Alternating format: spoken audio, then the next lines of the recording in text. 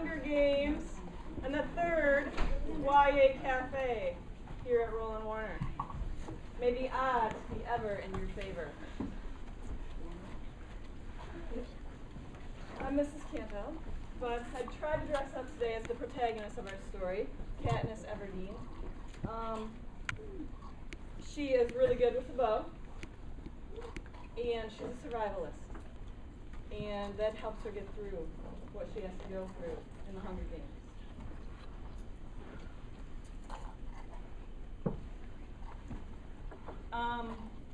I've heard a lot of kids talking about the book and a lot of teachers talking about the book, and most everyone who reads it thinks it's phenomenal, and I'm one of those people. I read all 3 of the books in 4 days because I couldn't put them down.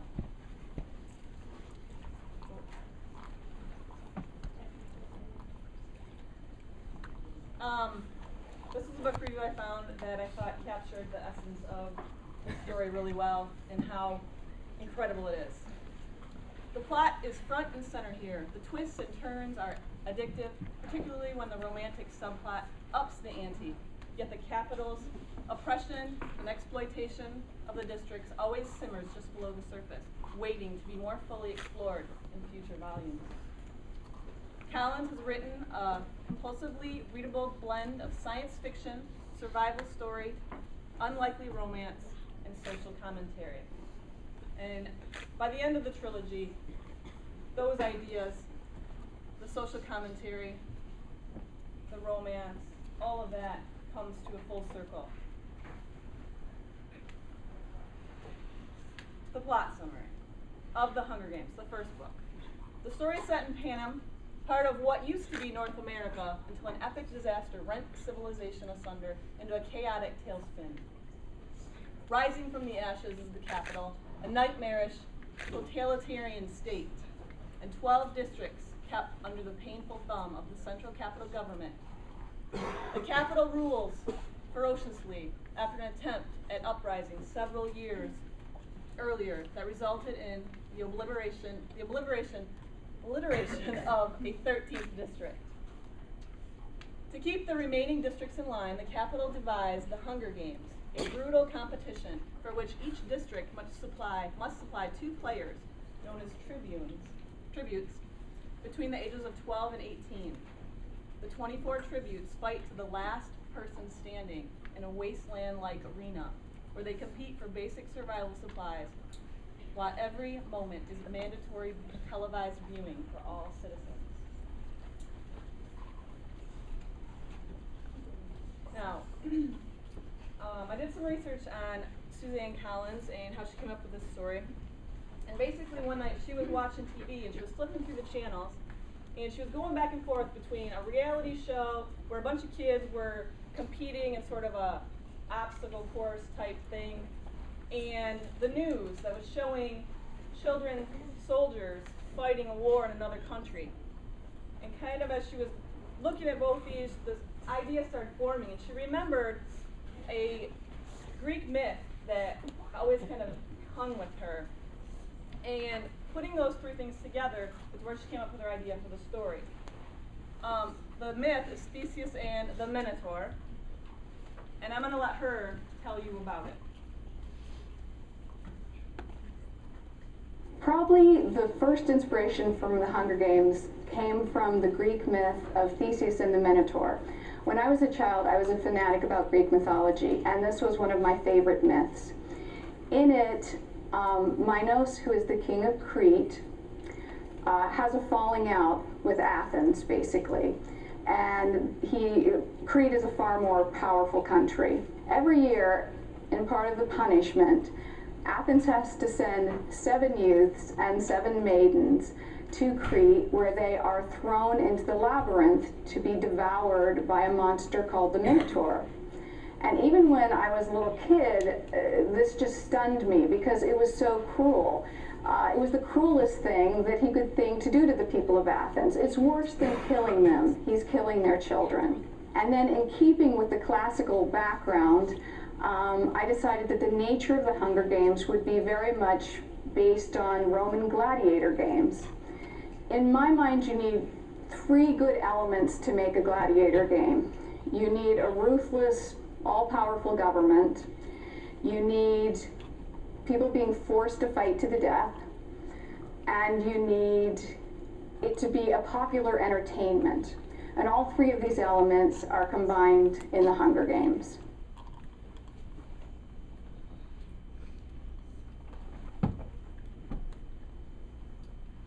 Like I said already, it is a trilogy. Many of you are aware of that. The two that come with it, Catching Fire and Mockingjay, the trilogy does come to a full circle by the end of the third book. The genre that it falls under quite a few genres, as it said in the plot summary, or the review, one or the other. Science fiction is the most prominent. Go ahead and click it again. The biggest feature in there is the fact that it's set in the future. If a novel's set in the future, generally that means it's science fiction. So this is in the future, well into the future. There are also scientifically mutated creatures in the story that were made as tools of war. One of them is the Jabberjay. And some of you notice I have a pin. This is a pin that Kat got from her friend right before she left to go to the Hunger Games. She's waiting, she's already been called and she knows she has to go to the Hunger Games, and she gets a couple visitors before she leaves, and one of them is her friend Madge. Madge walks straight to me. She's not weepy or evasive. Instead, there's an urgency about her tone that surprises me. They let you wear one thing from your district in the arena, one thing to remind you of home. Will you wear this? She holds out the circular gold pin that was on her dress earlier. I hadn't paid much attention to it before, but now I see it's a small bird in flight. That's what I'm wearing today. When they go to the games, they have hairdressers and wardrobe people. It's a televised event. It's a big thing. And they make it up to be this popular, exciting thing that everyone watches. And the people at the Capitol look at it a little differently than the people in the district. The people in the Capitol just find it to be a fun entertainment to watch. They have parties. Their friends all come over and they watch it just like we would watch a sporting event, things like that here. The people in the districts see it a little differently. They're the ones that are the victims that have to go and participate in this. The pin of the Mockingjay becomes a symbol in those stories of rebellion. A type of science fiction is called dystopian science fiction. It's classified by a society characterized by human misery, as squalor, oppression, disease, and overcrowding. And that is very much present in Katniss's life. She almost dies of starvation shortly after her father dies, and that's where she gets her skills. She's a 12-year-old when her father dies, and she has to take care of her mother and her younger sister. Her mother kind of goes into a depression, and she doesn't function at all after the father dies. And so Katniss is in charge for making sure that her sister and her mother get fed and clothed. And food is very scarce. So she sneaks out of the district and into the woods and uses the few skills that her father taught her before he died to start hunting and becomes a survivalist. Romance is another big one that's in here. Star-crossed lovers is referred to several times. Katniss has a best friend named Gale, and when she goes to the Hunger Games, she has a male counterpart from the district, from District 12, where she's from, and his name is Peeta, and there's a little romance going on there as well. I don't want to delve into it too much. Read the book. It's really good. Survival. It's also survival fiction. Those of you like Hatchet and the books like that where there's survival issues, all throughout the book, they're trying to survive. She's surviving in the beginning before she goes into the games. She's trying to survive during the games by using what she knows of nature and hunting and trapping and things like that. The setting, it's in the future in North America. I'm going to read you a passage in here that kind of explains the setting. The country is called Panem. The capital rules 13, well, it used to rule 13 districts. There was an uprising a long time ago, and the 13th district they destroyed with nuclear weapons. So now there's only 12. And Katniss is from a part of the District 12 that's known as the Seam, which is an especially poverty-stricken area. So the country at large, she's on a train heading to the Hunger Games. The speed initially takes my breath away. Of course, I've never been on a train, as travel between the districts is forbidden except for official sanctioned duties. For us, that's mainly transporting coal. But this is no ordinary coal train. It's one of the high-speed capital models that average 250 miles per hour. Our journey to the capital will take less than a day. In school, they tell us the capital was built in a place once called the Rockies. District 12 was in a region known as Appalachia. Even hundreds of years ago, they mined coal here, which is why our miners have to dig so deep.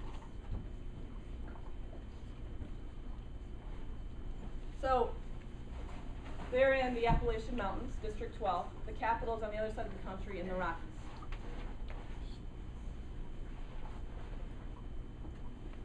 Another important setting is the arena where the Hunger Games take place. To start the Hunger Games, they have an event known as the Reaping. Every boy from age 12 to 18 in the district, and every girl from 12 to 18 in the district is put into a drawing, a lottery. And they draw one name from the girls and one name from the boys. And those become the tributes who have to go and battle for their life in the Hunger Games. Only one person can survive. So even if they know the person that they're going there with, there's a chance they might have to try to kill that person. In the other districts, there's some key characters. I'm not going to go into detail about who they are. I just wanted to give you their names. Cato and Clove are from District 2. They're known as careers.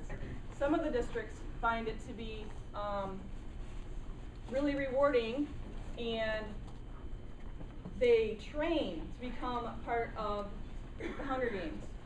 And if their name doesn't get drawn, sometimes they'll volunteer to go anyway. And Cato and Clove are examples of those characters who trained to be a career tribune. They volunteer to go so that they can battle, so they can become famous. Glimmer, Foxface, and Thresh and Rue also are key players in the Hunger Games. The book starts out, it's going to be the 74th Hunger Games, and the game master, the head guy who created the game, the setting in the arena, who decides what weapons will be available, and everything like that, his name is Seneca Crane. Katniss Everdeen is our protagonist, who I am trying to portray. Gail Hawthorne is her best friend, her hunting partner, back in the Seam. Peeta Mellark, he is a baker's son.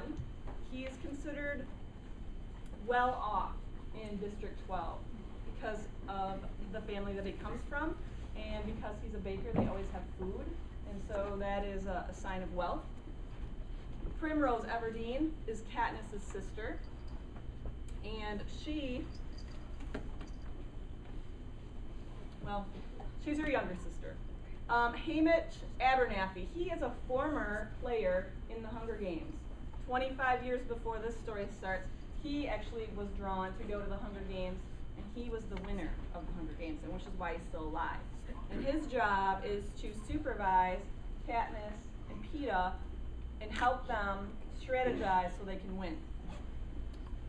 Effie Trinket is another important character. She is from the capital, and she's in charge of making sure that Katniss and Peeta are where they're supposed to be. They have their costumes. They're making their public appearance the right time, and she sort of makes sure they're where they're supposed to be.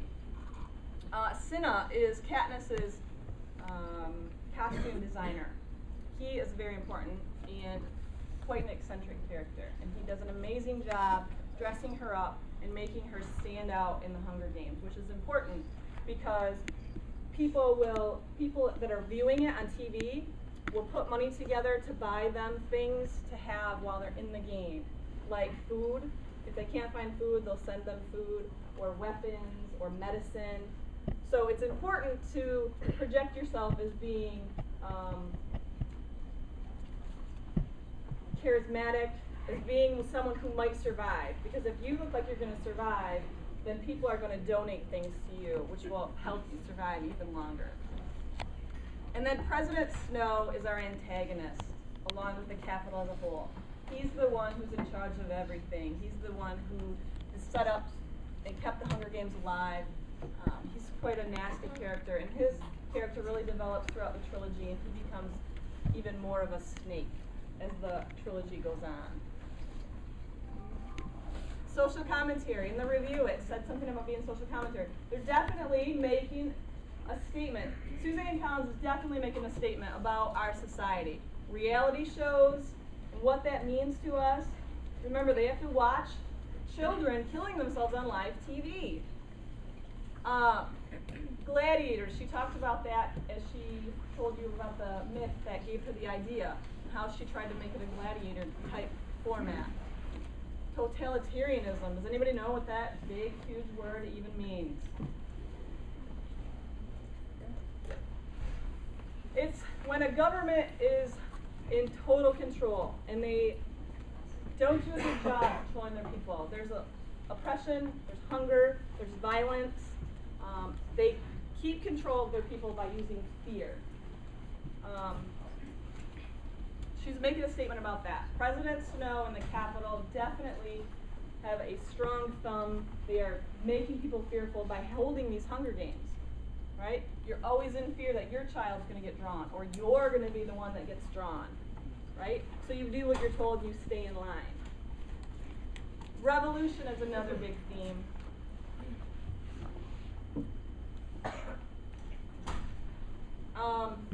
There's a lot of Roman references in the book. When I first was reading it, I thought for sure she was stealing a lot of ideas from Shakespeare, because I'm very familiar with Shakespeare's play, Julius Caesar. But then as I was putting it together and I finished it up, I realized she was just pulling Roman names because she was trying to mimic the whole gladiator idea. All these are Roman names. Cato, Cinna, Portia, Caesar, Flavius, Octavia. These are all characters in the story which are taken from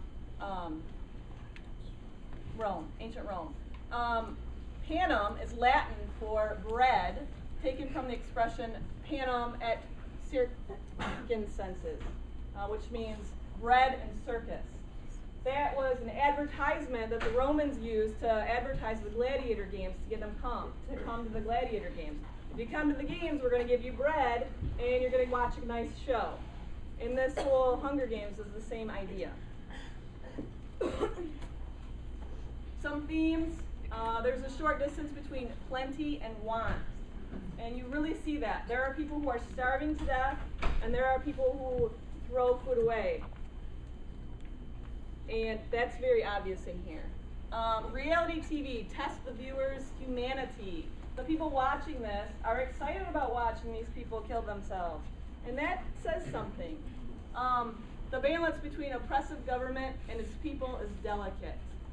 That goes with the whole idea of revolution. If you are going to be a government who is mean to your people, they're not going to take it for very long, right? They're going to join together and try to stop that. And governmental leadership is often corrupt with power and greed. And we see that as well. If you've already read The Hunger Games, how many here has already read The Hunger Games? I know a lot of you were coming and said you'd already read it. Some other novels to consider. The Underland Chronicles by Susan Collins. It's a fantasy series that she wrote. If you are interested in dystopian science fiction, The Giver by Lewis Laurie, Animal Farm, or 1984 by George Orwell. The Underland Chronicles I've read some of them. I've read 1 through 3, and they're really good. There you go. It's basically about this kid who lives in New York, and his family's troubled because his grandma's lost it. His dad, in the first book, he hasn't seen his dad in 5 years. And their next door neighbor the son works so he can get them. The son and the mom works so they can get food for everybody. And then him and Boots, not really Boots, she's the smallest one, she's the youngest. They're going to do laundry. Boots, they're the main character. Throws a ball for Boots, but it falls inside a crate, and she falls in it. Gregor falls in it too, and they end up being the giant cockroach. So that starts the story. What's her name? Cole. Cole. If you guys are interested in learning about the Underland Chronicles, Cole is going to be an excellent resource. So maybe when I'm done, talk to him. Susan Collins, she, when I was doing some research, provided a list of books that inspired her and that were important to her. A Tree Grows in Brooklyn, A Heart is a Lonely Hunter, 1984, Anna Karenina, Slaughterhouse-5, A Wrinkle in Time, Lord of the Flies, Forest, Germinal, and Dandelion Wine. So if you're interested in some other books that maybe Susan, if you're a big fan of her, that inspired her, those might be some books that you might want to consider.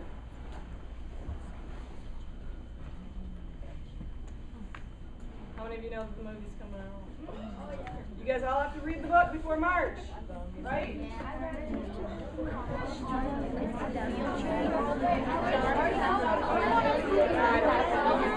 Good idea.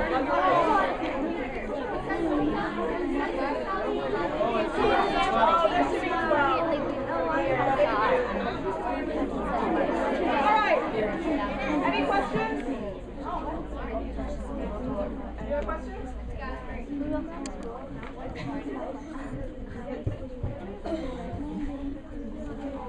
All right. In the beginning of the story, it starts out, we get an introduction to Katniss, and then they go to the reaping, where the children are chosen for the Hunger Games. One boy, one girl. There's 12 districts. There's 24 kids altogether that have to go to the Hunger Games and fight. Effie Trinket, who I told you about, is sort of in District 12, the one who's responsible for getting the reaping going. Bright and bubbly as ever, Effie Trinket trots to the podium and gives her signature, "Happy Hunger Games! May the odds be ever in your favor." And then she draws ladies first. Mr. Sweeney? Yes. Do we have the lady bucket? Yes, we do. Apparently, I get the lady bucket. So, who will be our reaping winner? We're going to do 2 girls and 2 boys.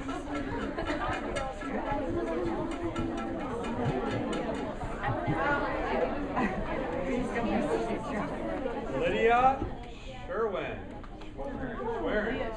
Lydia Schwerin. Nice job, Lydia. You're welcome. Come on, everybody. Just because you didn't win doesn't mean you don't have to clap. And the next one, Emily Squires.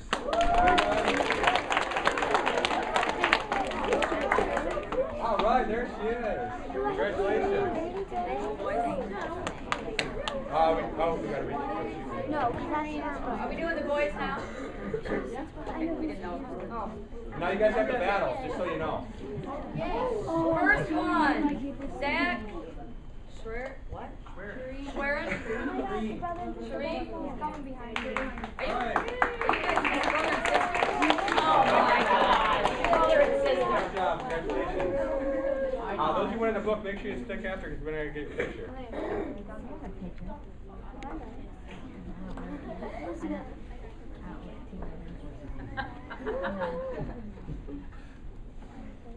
in pencil. Brafada. Nice handwriting. I bet I know who it is. Zach Clever. Oh!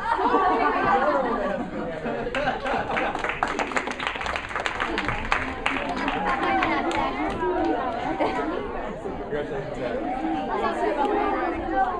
Okay, guys, the other ones are check out. We have the Hunger Games, and who knows what the second one's called? Catching Fire. So if you read Hunger Games, there's Catching Fire, and the last one is. These are hard covers. You get really